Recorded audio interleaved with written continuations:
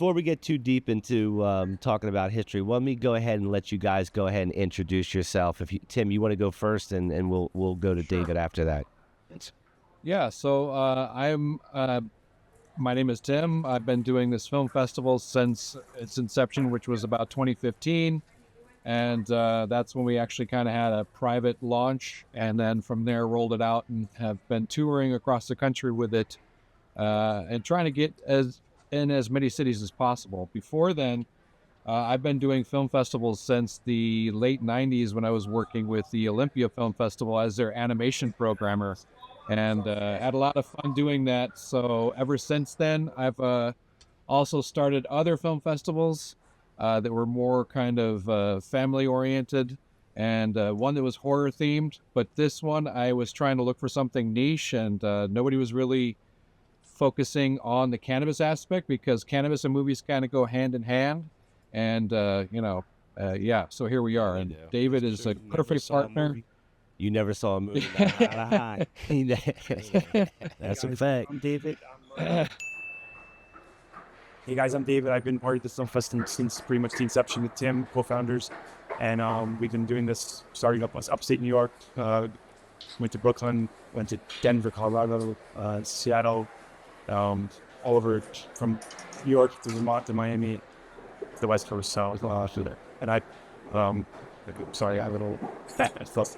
But we did this all for the community, and it's basically like a way for us to basically promote the plant, legality of it, and also to basically uplift people and educate people along all the benefits of it, and help break down the stigmas or still with cannabis since 1937. To say, myself in Texas, filmmaker and photographer, and Tim and I have known each other for about 10 years or more, and we basically started off because we both liked weed, and so we was hanging out in our house, State Front. We both come to the city and do gigs, and we started working together, and we produced a couple of films together over the years. We actually just released our first feature film that we produced together. It's called The Shizney Gark, and it's a documentary. We released it in 2023, and basically we had to be on the film circuit right now. So we are actually filmmakers by trade.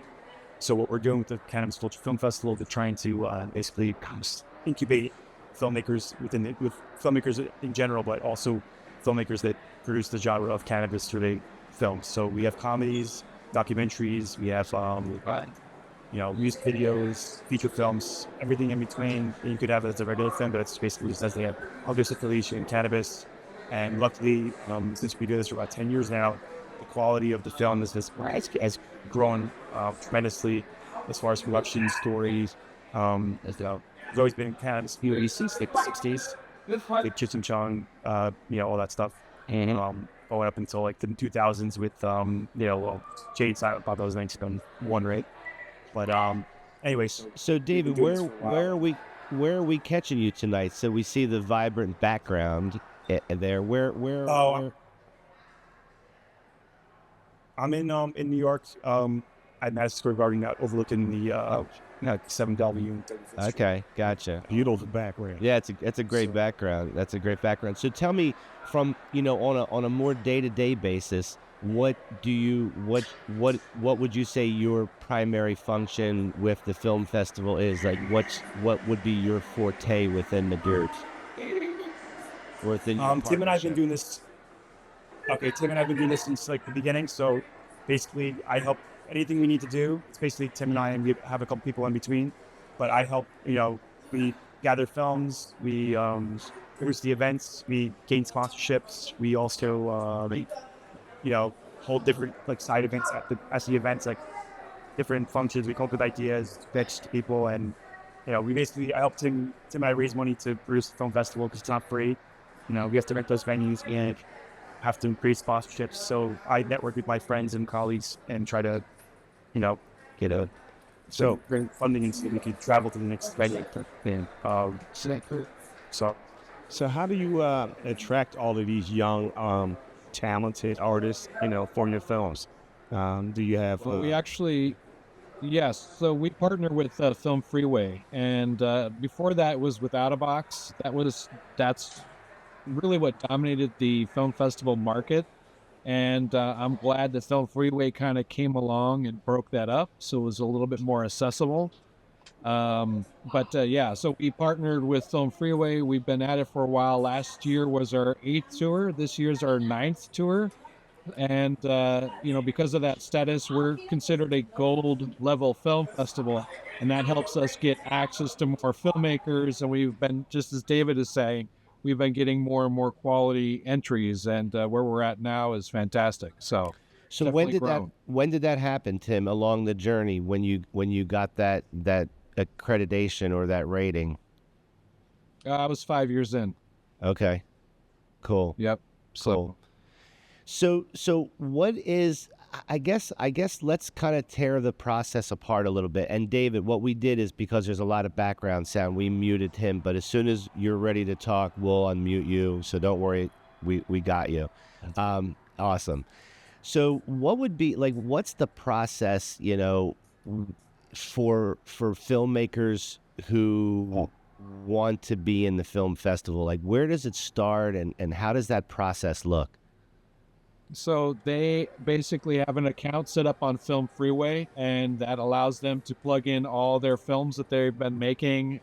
They would post their posters, their credit info, director, producer, writer, and then your actors and things like that. You put a blurb, you could plug in a trailer, but from Film Freeway, they're able to access and browse multiple film festivals around the world and simply enter their film. So that's kind of where it is for us.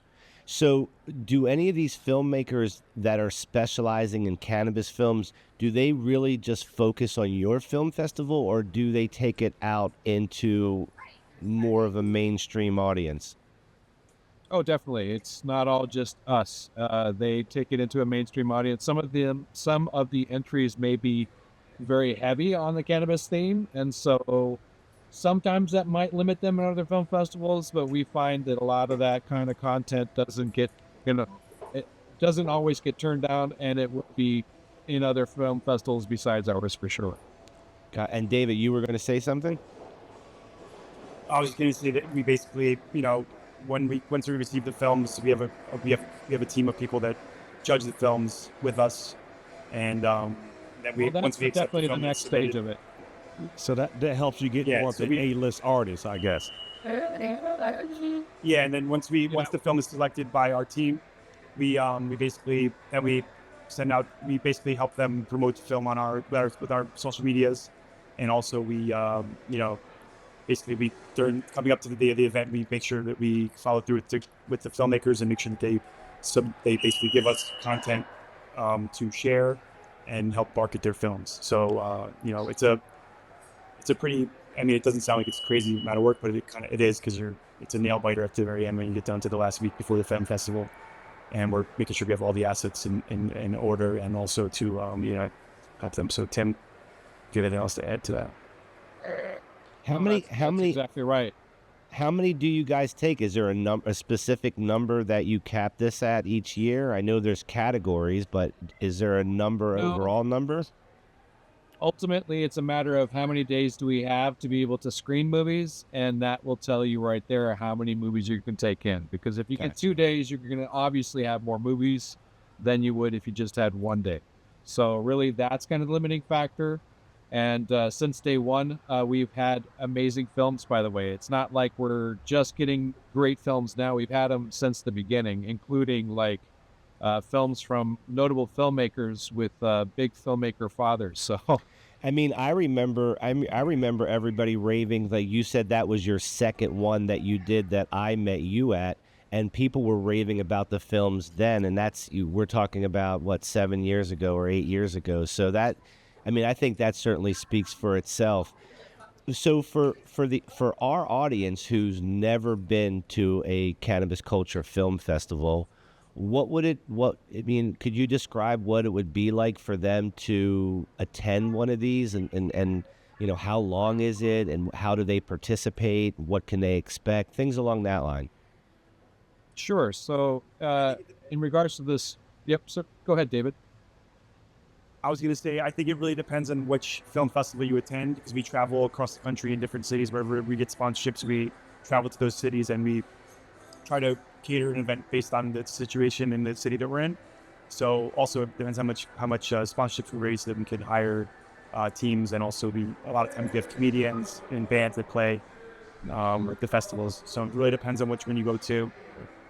Speaking out, Tim, to you, No, totally. In regards to the festivals, not all of them will have comedians, not all of them will have live bands, but for the film festivals that we can raise the money to be able to get that included, yeah.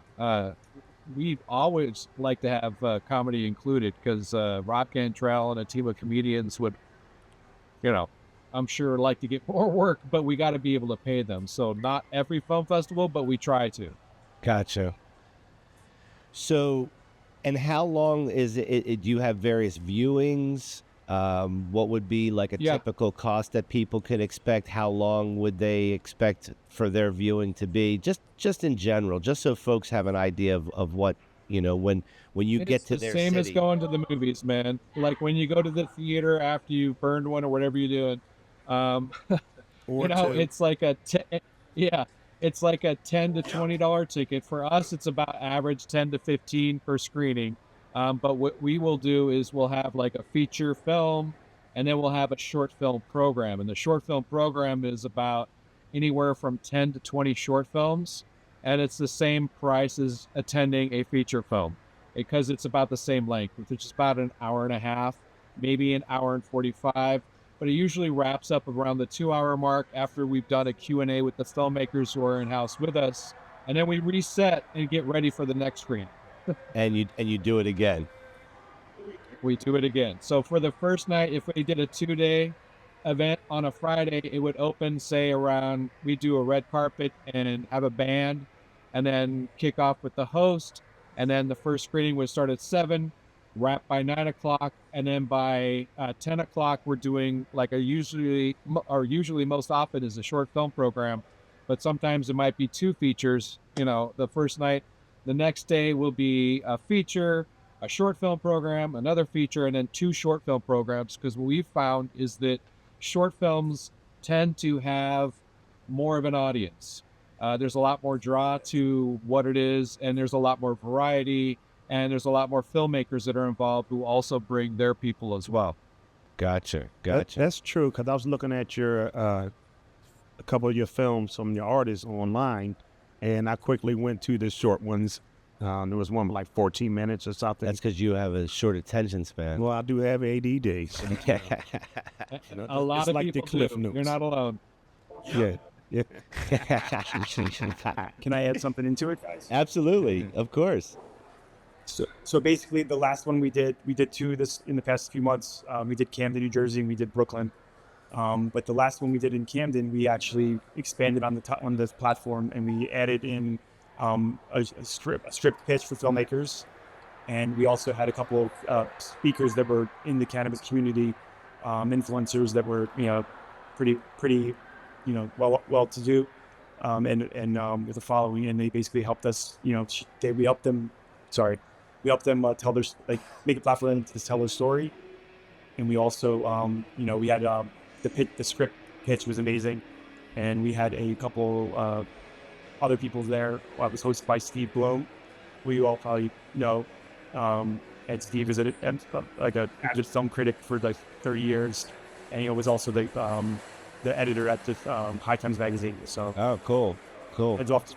Hats off to Steve Bloom, and hats off.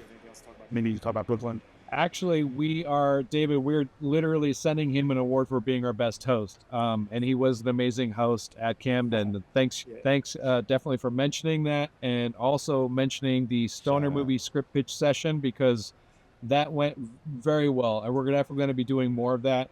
That's where basically filmmakers can bring a script and pitch it, and, get live feedback from filmmakers and people like Steve Bloom. We actually had a few producers in the house who were listening, in addition to Steve Bloom, to our script pitch session in Camden, and had some pretty awesome scripts that were being pitched.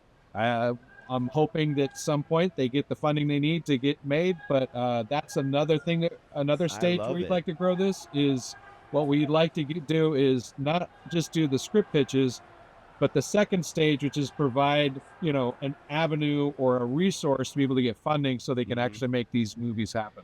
So when they do this do they do the pitches privately with you guys, or are the pitches at the film festivals so everyone can contribute an opinion? Yeah, at the film festival. And so Go ahead, It's David. actually part of the film festival, and we have different screenings throughout the day. So we have different timings for screenings, and we have breaks in between.